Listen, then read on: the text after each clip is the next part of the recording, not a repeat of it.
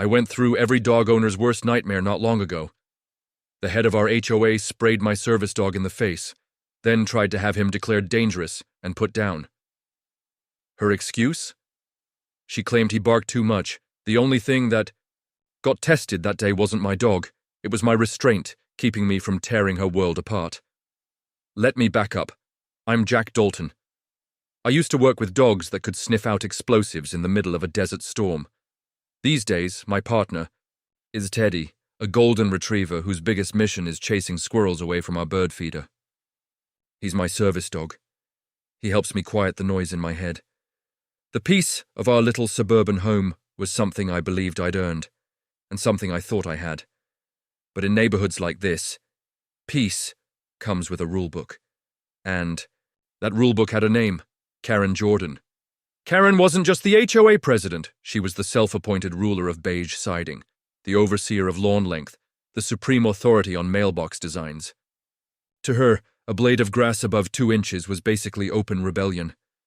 One morning, Teddy and I were out for our usual walk. The sun was bright, sprinklers ticked away across front yards, everything felt calm. Teddy stopped to sniff an especially fascinating patch of grass near Mrs. Gable's award-winning roses. He was leashed, right beside me, not bothering a soul. Then, out of nowhere, a delivery truck backfired down the block, sharp and loud like a gunshot. My shoulders locked. My breath froze. Teddy picked it up instantly. He let out one short bark. Not aggressive, just alert. His way of telling me, I'm here, I've got you, that's exactly what he's trained for. He pressed into my knee with his shoulder, grounding me. My breathing evened out again. That single bark was all it took. Karen. Jordan's door slammed open. She stormed out across her perfectly trimmed lawn, like a general heading into inspection. Pink floral top, visor practically welded to her forehead, her face pinched tight with disapproval. "Jack Dalton!" she snapped, voice sharp enough to cut glass. "You cannot control that animal." I forced a steady breath, nose in, mouth out, the way I'd been taught. "He's a service dog, Karen." He was startled. "He is a menace," she barked back, loud enough for the empty street to hear. "He is constantly barking, disturbing the peace of this community." That was a flat-out lie. Teddy was quieter than half the yappy purse-sized dogs on the block. He barked maybe twice a week, if that. But once Karen decided on something, truth wasn't part of the equation. "He barked once," I said evenly. "We're leaving." I gave Teddy's leash a small tug, and we started off. But Karen wasn't finished. Now she had an audience. Curtains twitching, neighbors pretending not to watch. Old Duke was watering his petunias, sneaking glances. Karen had her stage. "This is your final warning, Mr. Dalton," she declared. "This community has standards. Rumor was the HOA audit was coming that Friday, and Karen needed a victory. I was a convenient target. Then I caught movement down the street, a patrol car creeping by. Officers Miller and Sanchez, regulars in the neighborhood. Karen's eyes lit up. She waved them down. The cruiser eased to the curb, brakes squealing. Softly. Another unit pulled in behind. 2 more officers stepped out. "Officers!" Karen called, her voice dripping with fake distress. "Thank goodness you're here. This man's vicious animal just lunged at me." My blood went cold. "That's not true," I said, voice like steel. "We were walking away." Miller stepped out looking weary. He knew Karen. Everyone knew Karen. "What's the problem here, folks?" Karen launched into her performance, spinning Teddy into some snarling monster, frothing, lunging, a beast barely restrained. She made it sound like I was walking a wolf on a string. I stood silent, holding Teddy's leash. He sat calmly at my side, tail giving a slow, uncertain thump on the pavement. His eyes looked up at me, confused, asking, "What did I do wrong, Dad?" I kept my hand on his head, steady pressure to let him know he was safe. Miller and Sanchez listened. Their faces unreadable. They only wanted to finish another routine call. No reports, no confrontation. What they really wanted was for Karen to retreat into her flawless home and leave them in peace. "Ma'am," Miller exhaled, tired. "It's just a dog on a leash. He's calm now." "Now?" Karen screeched. "He's only calm because you're standing here. That dog belongs on the dangerous animal list. He should be wearing a muzzle. The officers shared a weary glance. This was going in circles. And then it happened. While the cops were focused on each other, while my eyes were on them, Karen moved closer. Something small was clutched in her hand, a little canister that looked like hairspray. Before I could react, she raised it toward Teddy and pressed the nozzle. A cloud of mist burst out, striking Teddy right in the eyes. He cried out, a sharp, agonized sound that tore straight through me. He staggered back, thrashing his head, pawing. Desperately at his face, his whine rose high and panicked. I dropped beside him. Teddy! Hey buddy, you're okay. My training took over. I checked his eyes, red, streaming with tears. The smell hit me. Harsh, chemical, stinging. Not pepper. Spray, something else. Ammonia laced with cheap perfume. My fury roared up, white-hot. I rose slowly, turning toward Karen. The world shrank until there was only her, standing there with that smug, victorious expression. What did you just do? My voice was low. Too low, both officers snapped to attention.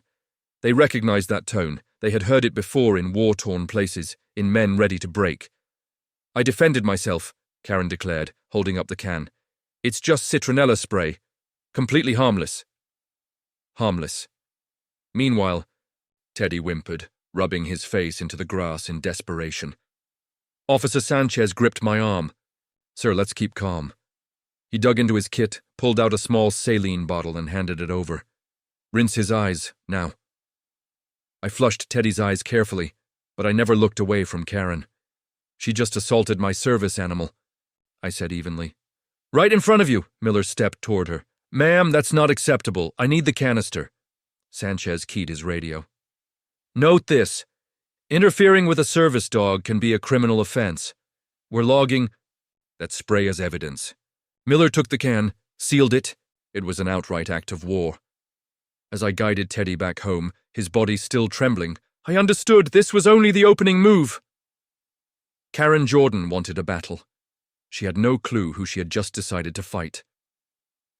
The rest of that day drifted past, in a haze of quiet, simmering rage. I rinsed Teddy's eyes with cool water, whispering reassurances the whole time. My boy was a soldier. He endured it silently, but the trust that once filled his gaze was replaced with a shadow of pain and bewilderment. It tore me apart. Each whimper felt like a hot blade driven into my chest. Hours slipped by as I dug into research about citronella spray. Not as brutal as pepper spray, but still capable of causing burning discomfort, breathing issues, and in some cases, lingering psychological damage for a dog. Karen dared to call it harmless. I called it what it was, an attack. I submitted an online report to the local police, laying out the incident in clear, cold detail. I attached the photos I'd taken, though I knew the odds were slim it would ever be more than another neighborhood quarrel buried in a digital backlog. Still, it was a step, a brick in the foundation of a case. The real escalation came the following morning. It pulled into my street in a white van stamped with the county seal, Animal Control. From my living room window I watched my stomach harden into ice. Teddy, resting on his mat, lifted his head, sensing my unease. A man in khaki stepped out, clipboard in hand. He carried the look of someone long worn down by his job. I met him at the door before his knuckles could touch it. Jack. Dalton? He asked. That's me, I answered, my voice flat, drained of warmth. I'm Officer Ruiz, Animal Control. We've received a complaint about your golden retriever. His eyes stayed glued to the clipboard. A complaint? I said. Let me guess. Karen Jordan. The report alleges your dog, Teddy, bit a child yesterday, he read. The words hit like a physical strike. A child? There was no child. There had never been one. Only me, Teddy, Karen, and later 2 officers. It was a fabrication. A cold, deliberate lie. That's impossible, I said firmly. My dog never left my side. He didn't bite anyone. There wasn't even a child there. For the first time, Ruiz lifted his gaze. His tired eyes carried the look of a man who'd heard it all before. Sir, I'm just here to do my job. We have a sworn statement from a witness. A witness. My thoughts spun. Who would cover for her? Duke, maybe. Her ally from the HOA. The report claims the bite happened moments before the police arrived, Ruiz continued. The child was supposedly rushed home by their mother before officers reached the scene. A neatly packaged lie. Convenient. Impossible to disprove immediately. It explained away the absence of evidence and conjured a phantom victim out of thin air. This is pure fabrication, I said, my voice trembling with anger I struggled to keep contained. This is retaliation by my HOA president because she has a vendetta against me and my service dog. I understand, sir, Ruiz replied, though it was obvious he didn't. But protocol is protocol. When a child is reported bitten, certain. Actions are mandatory. Your dog must be quarantined for 10 days. Quarantined where? I asked, already fearing the answer. At the county shelter. The shelter, a place of cold concrete, relentless barking, and the reek of fear. A place that would unravel years of training and destroy Teddy's sense of safety. For him, it would be a death sentence. No, I said, the word final. He's a task-trained service dog under the ADA. He stays with me. Ruiz let out a weary sigh and flipped a page on his clipboard. His rabies vaccination is up to date, and I see you're a certified handler. That gives you one alternative. Home quarantine. But there are strict rules. He listed them out. Teddy must remain, confined inside the house or within a secure fenced yard. No walks, no interaction with other people or animals outside the household. And an enormous orange sign, which Ruiz handed me, had to be posted on my front door. The words screamed in thick black letters. Dangerous animal. My home, my refuge, now branded like a house of plague.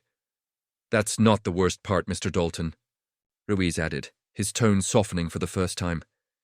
He seemed to finally grasp I wasn't some negligent owner.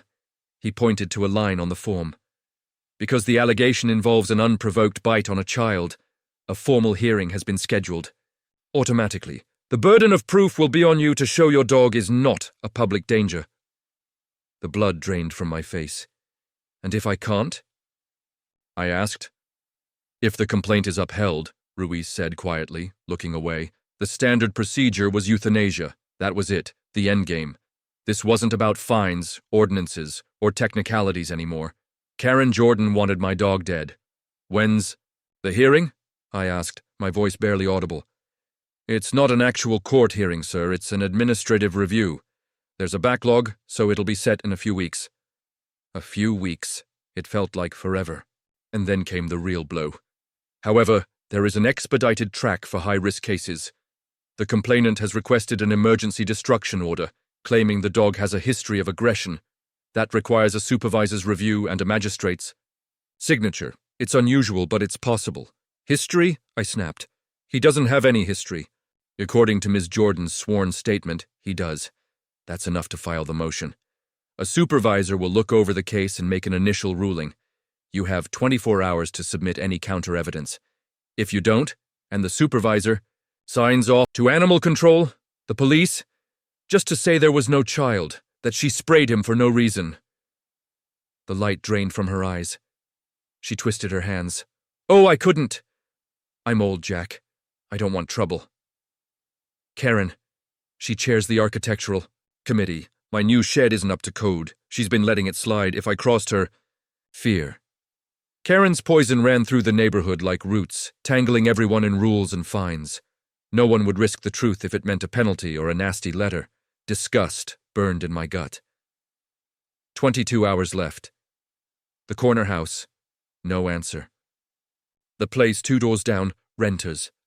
Said the landlord controlled the cameras. Another dead end. Last hope. Duke. His house sat right across from Karen's, his camera angled perfectly. Duke was eccentric, always polishing his oversized truck and ranting about taxes. He opened the door with a rag in hand. Dalton, he grunted. Saw the sign. Rough deal. Duke, I need your help. Your camera faces her house. It must have caught everything. I need the footage. He shifted uncomfortably, gaze darting. Everywhere but me. Don't know, camera's been acting up. On the fritz. On the fritz? I repeated flatly. Since when? Since yesterday, he muttered. I looked up. The status light glowed steady green. A pathetic lie. I stared him down. You and I both know that's not true. She got to you, didn't she? What did she... Promise? Ignoring that oil stain in your driveway? Approving your ugly satellite dish? He flinched. Bullseye. You stay out of my business, he snarled. I've seen that dog. It's a brute. Good riddance, I say. The door slammed in my face. I stood on his porch, fists balled tight. Every muscle in me wanted to smash the door in, to grab him and rattle him until his teeth shook loose. But I didn't. That was what Karen wanted, to push me into becoming. The monster she painted me as. I forced myself to breathe, once, twice. Then I turned and walked back home. The street felt strange, unfriendly. Every window with its blinds drawn seemed like a hidden eye passing judgment. The bright orange notice on my door mocked me from a distance. I had nothing, no witnesses, no footage, just a ticking clock and walls closing in. By early afternoon, I drove to animal control. Teddy stayed by the front window, staring at me with eyes that cut straight through me. It hurt more than I could admit, but rules were rules. The lobby hit me with the sharp smell of bleach mixed with dread. Behind the desk sat a woman with steely grey hair, eyes fixed on a monitor. Her nameplate read, Supervisor Kim. Mr. Dalton? She asked. Yes, ma'am. I slid a folder across the counter. Photos, the lab intake slip for the spray can, and the flyer I'd pulled at midnight. I'm submitting this for the case. She flipped through the contents. Useful, but if you're telling me this came from hacking, I can't use it. I didn't, I said flatly. A witness is signing a sworn affidavit today. Her expression softened ever so slightly. Good. The emergency destruction order is under review. If I have reliable counter-evidence before midnight, I can hold it for the magistrate. No promises. Midnight? I echoed. Her voice lowered. And Mr. Dalton, I'm a dog person. I don't like being lied to. Neither do I. In that moment, we understood one another. Back at my kitchen table, silence pressed heavy against the walls. Teddy rested his head on my knee, his warm eyes radiating a trust I felt unworthy of. 20 hours left. Then my phone buzzed. An email. The subject line. Official notice from the Greenfield Meadows Homeowners Association. My chest tightened as I opened it. A formal letter stared back at me, stamped with the HOA logo. A tidy list of violations. Failure to restrain an aggressive animal, creating a public disturbance, and verbally threatening the HOA president. Another stack of lies. Karen wasn't just targeting Teddy. She was aiming to erase me. The letter broke down the fines. $500 for the aggressive animal, $250 for nuisance, $500 more for the so-called threat. A total of $1,250 due immediately. But the final paragraph knocked the wind out of me. Due to the severity, the HOA will pursue injunctions, fines, and a lien that could lead to foreclosure for non-payment. Foreclosure. They weren't stopping. In my dog, they were after my home. The place I'd bought with 20 years of sweat and sacrifice, the quiet refuge where I'd tried to put myself back together. It was a coordinated strike. Animal control on one side, the HOA on the other. A pincer attack meant to strip me of everything. A heavy tide of despair crashed over me. For a second, I almost let it take me. Maybe I could find Teddy a rescue out of state. Maybe I could walk away, leave it all behind. I was tired, worn down. I'd fought too many battles in my life, and I wasn't sure I had another left in me. Teddy nudged my hand with his nose, whining softly. Twice he bumped me, the signal we always used to reset. Then he leaned into me until the storm in my head began to quiet. He knew. He felt it. He was pulling me back from the edge the way he always did. I looked down at him, at his unwavering faith. He'd saved me more times than I could ever count, not with gunfire or combat, but from the darkness in my own mind. He wasn't just a dog. He was my family, my responsibility. His voice hadn't changed, still coated in dry sarcasm. I need your help, Marcus, I said, cutting straight to it. The humor vanished instantly. What is it? What's wrong? I laid everything out. Karen, the spray, the fake bite report, the 24-hour deadline, the eviction notice. I recited it all in a steady, flat tone, like I was filing a mission report, not telling a story. Facts, numbers, objectives. When I finished, the line went silent for a long time. "Jack," he finally said, his voice heavy. "This woman's something else." "That's putting it mildly," I replied. "They're trying to kill my dog, Marcus." "No," he shot back, voice hardening. "Not while I'm around. What do you need?" "Intel," I said. "This whole operation, the bite report, the emergency order, the HOA's immediate action. It's too coordinated. It feels staged. She had to be talking to someone. The witness. The board. There's a trail." "An email trail?" Marcus finished for me. "You want me inside the Greenfield Meadows HOA server. Can you do it?" I asked. Typing burst across the line, rapid, aggressive. "Their site's a joke. Cheap template. Security looks like it was slapped together by a bored teenager. Give me 30 minutes. "Marcus, if you get caught—" "I'll blame the Russians," he cut in, deadpan. "Now keep your head down. Don't draw attention. Don't talk to anyone. Let me work. I'll call you back." The line clicked off. I wasn't alone anymore. I had backup, air support. The fight was still mine, but now I had an eye in the sky. All I could do was wait. The next half hour stretched into eternity. I scrubbed the kitchen, organized the garage, kept my hands busy so my mind wouldn't spiral. Teddy followed me, tilting, his head at every move. 19 hours left. Tick, tock. The doorbell rang. A short guy in a sun hat stood grinning on my porch, a walkie in one hand. "Name's Marty. Live 2 streets over. Ham radio geek. K8MRT dot." He rattled off like a badge number. "Heard the noise last night. Scanner lit up. Karen's been busy." "You scan the neighborhood?" I asked. "Public bands only," he said quickly. "Anyway, you're heading to that meeting, right? Internet's been known to mysteriously cut out around here." He winked. "Got a battery pack, a hotspot, and more cables than NASA." I couldn't help but smile. "You showing up to a fight with wires, Marty?" "Sir," he replied, stone serious. "I show up to everything with wires." He handed me a card, lightning bolt doodled in Sharpie, number underneath. "If it all goes dark, call me. I'll bring the light." As he left, he turned toward Dew, my porch cam, and whistled. "Smile, Karen," he muttered to the empty street, then strolled off. My phone rang. "Marcus." "I'm in," he said, excitement tight in his voice. "Their password was Meadows 123. Pathetic. I'm offended. My—" Pulse quickened. "What did you find?" "Oh, a gold mine. Absolute cesspool of suburban tyranny. And jackpot, Karen Jordan sent items." I heard him scroll. "Here we go. Email sent yesterday, 2 hours after the cops showed up. To her assistant, Sarah." "Listen." He cleared his throat and read in a mock nasal tone. "Sarah, draft a complaint to animal control right away. Say Dalton's golden retriever bit a child. Keep the kid anonymous, a visitor, so no records are needed. Use emergency protocol. I want that dog gone by week's end." My breath caught. There it was. Premeditated conspiracy in writing. "There's more," Marcus continued. "She emailed the HOA board, all 3 members.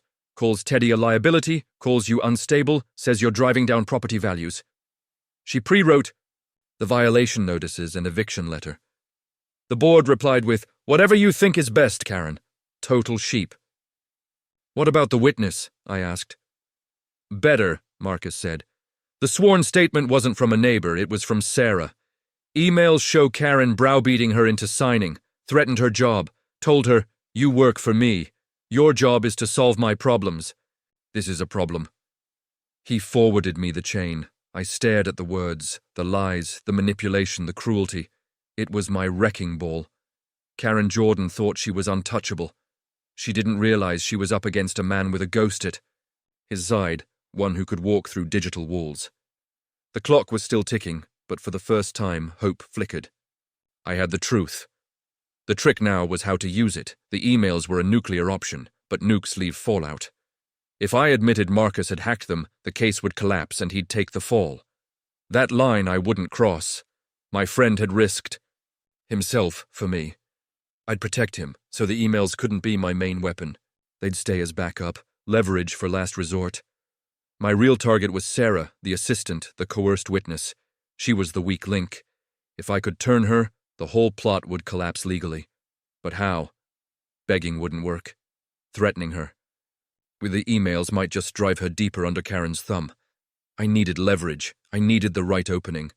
The next few hours I stayed on high alert, watching the street, learning the rhythm of the neighborhood, waiting. Around noon, Karen left in her spotless SUV. Minutes later, a younger woman in a sensible sedan pulled up, Sarah. She unlocked Karen's door with a key, probably there to handle chores. Her shoulders slumped, stress etched into her posture. A prisoner in her own job, an idea took shape. Risky, but it was all I had. I clipped Teddy's leash. Quarantine said he couldn't leave the property, but the fenced-in front yard still counted. Is mine. We went outside. I put him through a slow, careful training drill. Sit, stay, heel. It gave me reason to linger, to keep watch. It also steadied Teddy, routine in the middle of chaos. We were out there maybe 20 minutes when the chance. The side gate to Karen's yard swung open, and out trotted a little white puff of a dog, a bichon frise.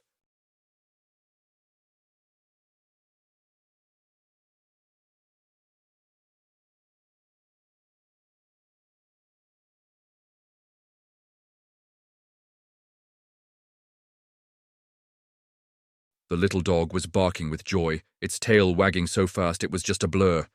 It was Sarah's. I'd spotted her walking it before. A moment later, Sarah appeared, phone pressed to her ear. She wasn't really present. She was mid-argument. With someone. No! I already told her it's not true, she insisted, her tone taut with stress. I don't know what else to do. That's when the dog spotted its chance. With sudden energy, it bolted through the open gate straight toward the street. Sarah, still caught up in her call, didn't even notice. My chest tightened. A vehicle was coming, not fast, but fast enough to be dangerous. A delivery van. The driver had his eyes on a package resting in the seat beside him, not on the road. There wasn't a second to yell or even think. Instinct took over. Teddy, stay! I barked. My dog froze, obedient as ever. Teddy never crossed our yard's line. I vaulted my short fence in one clean motion, training kicking in. 3 quick strides carried me into the street. I scooped. Up the tiny white dog just as the van swerved. The driver looked up too late, horror flooding his face. Tires screeched to a halt a foot away. My heart was pounding. The little dog shook violently in my arms, whimpering in terror. That's when Sarah finally noticed. Her phone slipped from her hand as her face drained of color. Oh my God, she whispered, rushing toward me. Oh my God, Alfie, are you? Okay. I passed the trembling dog back to her. She hugged it fiercely, burying her face in its fur, still shaking herself. He could have been killed, she stammered, meeting my eyes with a mix of fear and overwhelming relief. You saved him. Just keep your gate shut, I said evenly, the adrenaline slowly burning off as I turned toward my yard. Wait. She called after me. I stopped.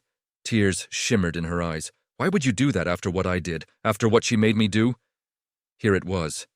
The moment. The fork in her conscience. I stepped back toward her, stopping just a few feet away. Because it wasn't the dog's fault, I said simply. And maybe it wasn't completely yours either. Her face crumpled. The guilt she'd been holding in came spilling out. She's a monster, Sarah whispered, clutching Alfie so tightly he whimpered again.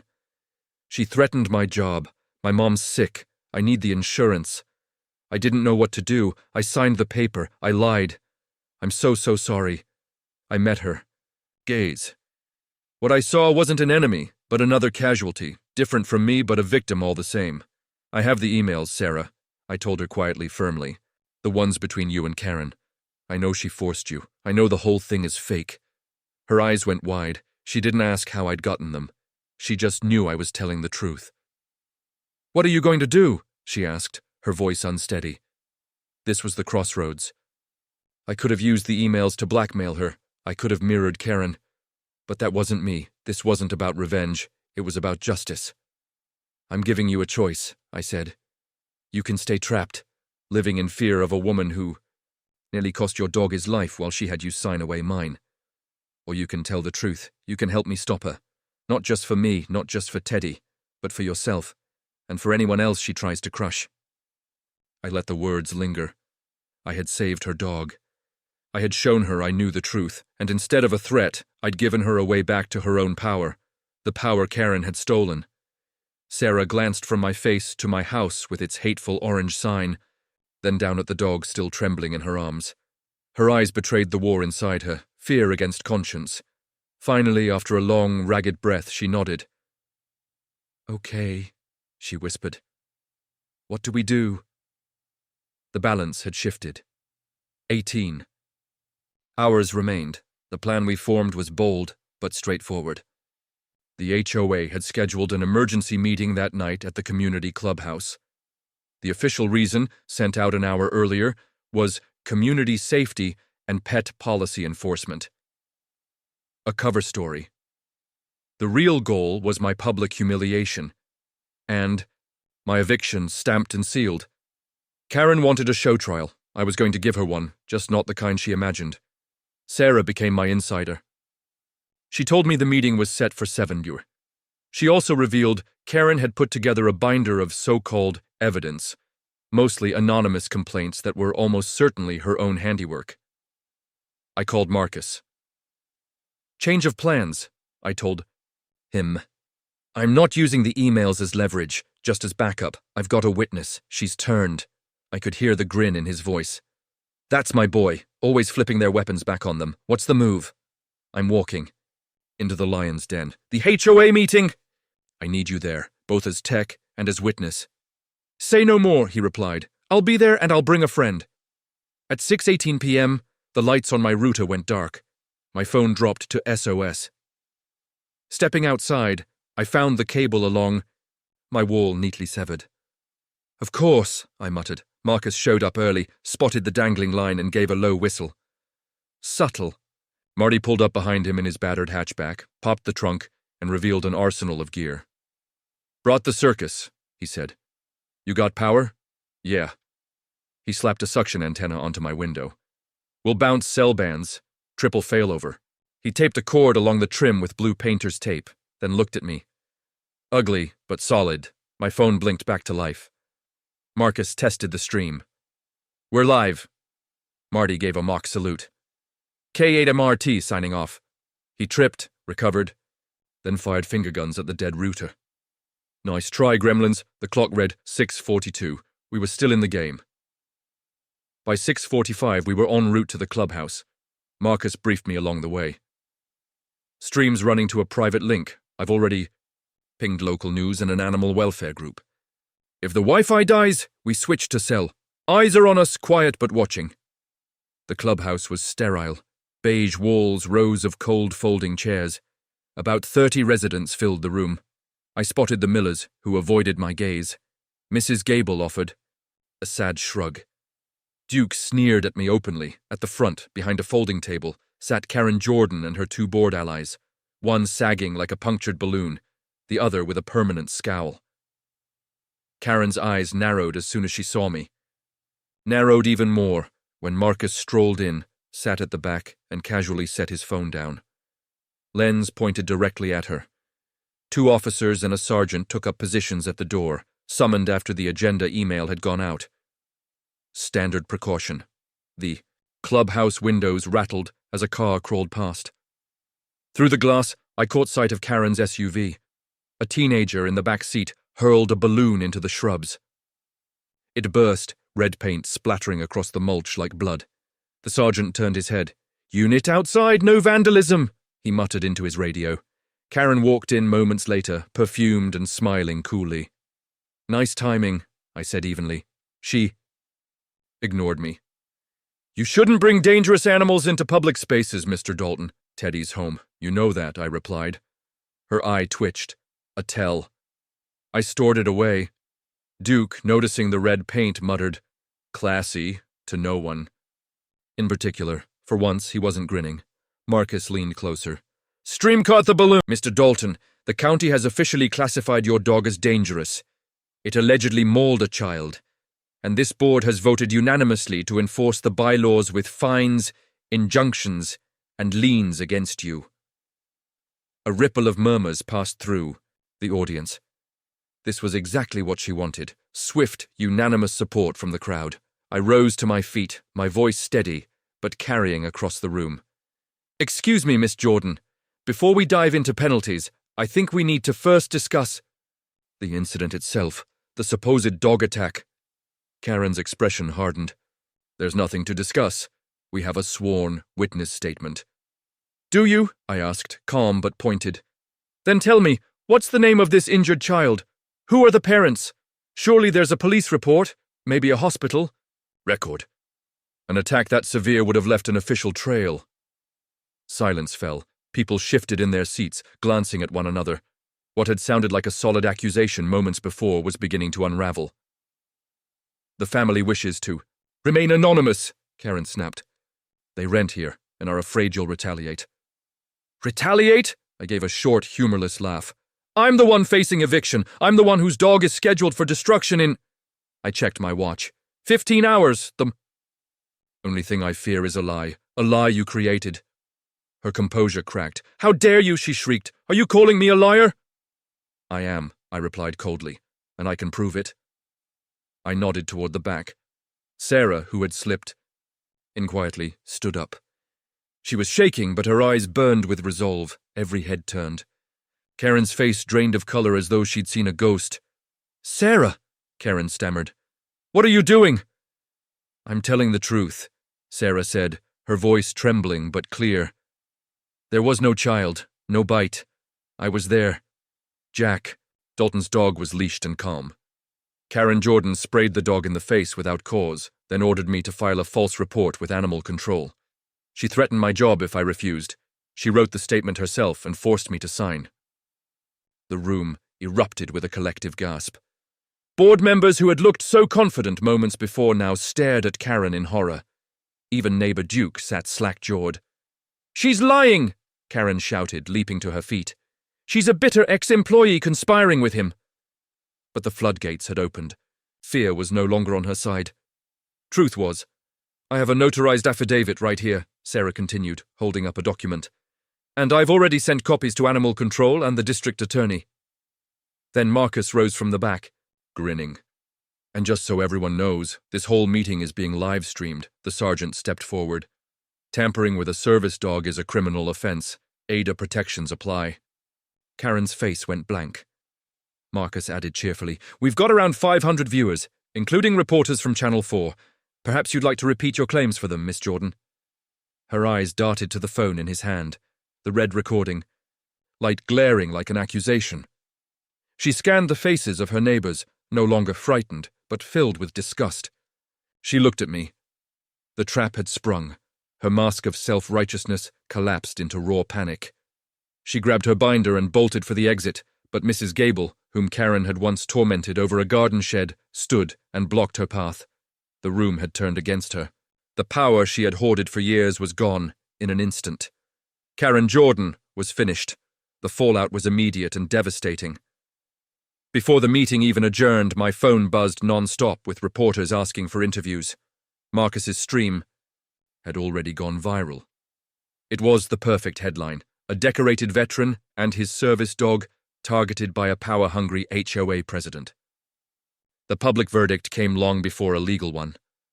The next morning, the quarantine notice still hung on my door, but it felt like nothing more than a relic of a battle already won. A news van idled on the street. Neighbors who once avoided me now waved and gave thumbs up. Even Duke scrubbed at the oil stain on his driveway, like a man desperate to wash away guilt. Animal Control called first. This time, it was a supervisor, her tone professional but apologetic. "Mr. Dalton, we've received Sarah Peters's sworn affidavit retracting her earlier statement. In light of this new evidence and the video of your HOA meeting, we are closing the case against your dog, Teddy. The lab results on the spray are pending, but the quarantine is lifted immediately. The destruction order is void. We're deeply sorry for what you've endured." Relief hit me so hard my knees nearly gave way. I dropped down and threw my arms around Teddy. "We won, buddy," I whispered into his fur. His tail thumped joyfully against the floor as he licked my face. The legal battle that followed moved fast. The management company called an emergency recall election. The board was voted out for misconduct, and the company hired a local law firm to defend me pro bono. More, To save face, then out of kindness. We didn't need a dragged-out trial. We sued Karen Jordan personally, as well as the now-defunct HOA board, armed with a mountain of evidence. Sarah's testimony, the live stream video, and Marcus's subpoenaed emails. Weeks later, we stood before a no-nonsense judge who treated the civil case with the weight of a criminal trial. Karen's lawyer tried painting me as an unstable veteran, and Sarah as a bitter ex-employee. It was laughable. My attorney laid out the facts with precision. Karen's premeditated plan, her abuse of authority, her disregard for the law, and Teddy's status as a service animal under ADA protections. When the judge finally spoke, she removed her glasses and fixed her gaze on Karen. "Miss Jordan, in 15 years on this bench, I have rarely seen such a clear example of malicious prosecution and neighborhood terrorism. You wielded your authority not to strengthen your community, but to bully and intimidate it." She turned to me. "Mr. Dalton, what you and your service animal endured is unacceptable. This court rules in your favor on all counts." The ruling was crushing for Karen. The judge voided all fines, injunctions, and liens. She awarded me damages for emotional distress, and then went further. "Additionally," the judge declared, her voice cutting through the room, "I am referring this matter to the district attorney with a strong recommendation for criminal charges. ADA violations are civil, but your actions, Miss Jordan, rise to the level of state crimes, and your testimony today borders on perjury. You have trapped yourself in your own lies." Her gavel struck like thunder. Justice had not only been served, it had been delivered with overwhelming force. Karen's downfall was just as public as her attempted coup against me. The judge's scathing words made the front page. The DA, pushed by both evidence and outrage, filed charges, filing a false report, perjury, and felony animal cruelty for the chemical spray. Last I heard, Karen sold her home at a loss and fled 2 states away, drowning in legal fees and disgrace. Her name became shorthand for abuse of power. The 2 board members who had backed her resigned under pressure, forced to issue public apologies. The HOA itself dissolved, replaced by a new board elected fairly, this one fiercely protective of residents' rights and wary of anyone with too much love for rules. Their first official act, a written apology to me, full payment of the damages, and a generous donation in Teddy's name to a veteran service dog charity. Sarah quickly found another job and became something of a local hero. People admired her courage in standing up to a bully. She and I became unlikely friends, often stopping to chat when she walked Alfie. I carried Teddy's leash instead. But the community wasn't finished either. They said an apology and a donation weren't enough. They wanted a tribute worthy of the dog who had brought us all together. At the town council meeting, I sat with Teddy at my feet and listened. Mrs. Gable spoke, the Millers spoke, and even neighbors I barely knew. They didn't just celebrate a dog. They spoke of what he represented: loyalty, courage, quiet dedication. They said he had freed a street from fear and pulled his handler back from darkness. A week later, we gathered in the small park at the end of the block. The mayor was there. So were the news crews, but this time the mood was light. The mayor gave a short speech, then leaned down and slipped a ribbon around Teddy's neck, a medal made specially for him, the city's civilian service award. From the crowd, Marty raised his walkie, KMRTT mission complete, requesting belly rubs. The laughter eased the weight in the air. Teddy didn't understand medals. What he understood was kindness. Then the mayor pulled a cord, and a new wooden sign swung into place. The old, faded paint was gone. Freshly carved words now read, Teddy's Park. The crowd erupted in cheers. I glanced down at my partner. His medal sat a little off-center, his eyes shining bright. He was still the same good boy, only now he had a place named in his honor. That evening, once the trucks and cameras had left, we returned to his park. The light was gentle, golden. Teddy sniffed the familiar trees and made his usual loop, tail, high as always. He hadn't changed, but the street had. I sat on a bench, watching a single leaf skip across the path. The question from that terrible day returned. How far will a man go to protect his own? The answer was clear. Far enough. As far as it takes, until the fight is won, until home feels like home again. Teddy leaned against my leg, resting his head in my lap. The metal was cool against my clothes. I scratched behind his ear, and we stayed there a while, listening to the wind whispering through the leaves of Teddy's park.